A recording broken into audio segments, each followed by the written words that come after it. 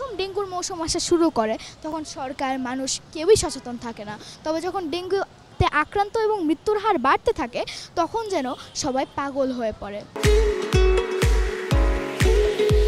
গ্রীষ্মের শুরুতে ভয়াবহ তাপপ্রবাহে যেন মানুষের জীবন বিপর্যস্ত হয়ে যায়। বিভিন্ন জায়গা থেকে হিটস্ট্রোকে মৃত্যুর সংবাদ আসা শুরু করে।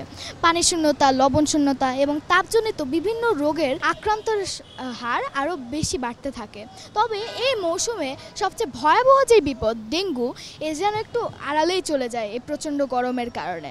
দেখা যায় যে এদিক ওদিক যে বিভিন্ন ডেঙ্গু রোগী শনাক্ত হচ্ছে এই বিষয়টা যেন কেউ জানেই না।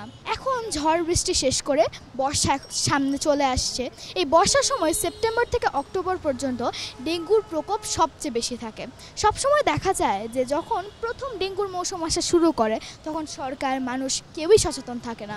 তবে যখন ডেঙ্গুতে আক্রান্ত এবং মৃত্যুর হার বাড়তে থাকে তখন যেন সবাই পাগল হয়ে পড়ে। এই ডেঙ্গু প্রতিরোধে আমাদের নিজেদেরই পদক্ষেপ নেওয়া উচিত।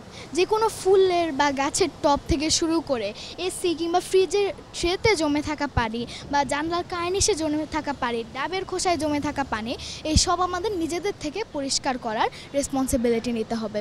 পাড়ায় কিংবা রাস্তায় জমে থাকা ময়লা পানি এসবও পরিষ্কার করতে হবে, কারণ স্টিল ওয়াটার বডিটাই কিন্তু এই এডিস মশা ডিম পারে, যেটা হচ্ছে ডেঙ্গু মশার মূল বংশবিস্তার।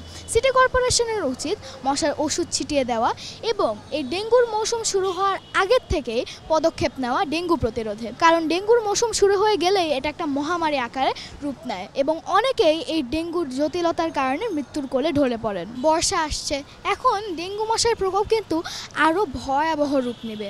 তাই আমাদের এখন থেকেই এই ডেঙ্গু প্রতিরোধে কাজ করা শুরু করতে হবে, পদক্ষেপ নিতে হবে। শুরুতে যেটা করতে পারি সেটা হচ্ছে যে ডেঙ্গু মশা কিন্তু প্রতিনিয়ত ডেঙ্গু রোগটা তার মিউটেশন চেঞ্জ করছে।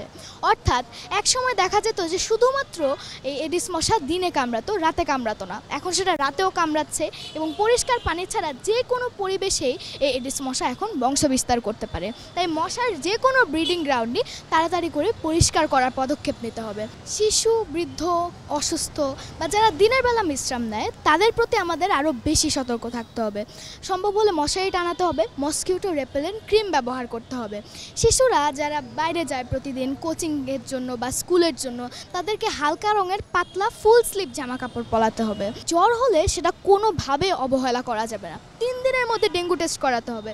দেখা যায় যে ডেঙ্গু আরও ভয়াবহ এবং জটিল রূপ নিতে পারে যদি সেটা দেরিতে ধরা পড়ে।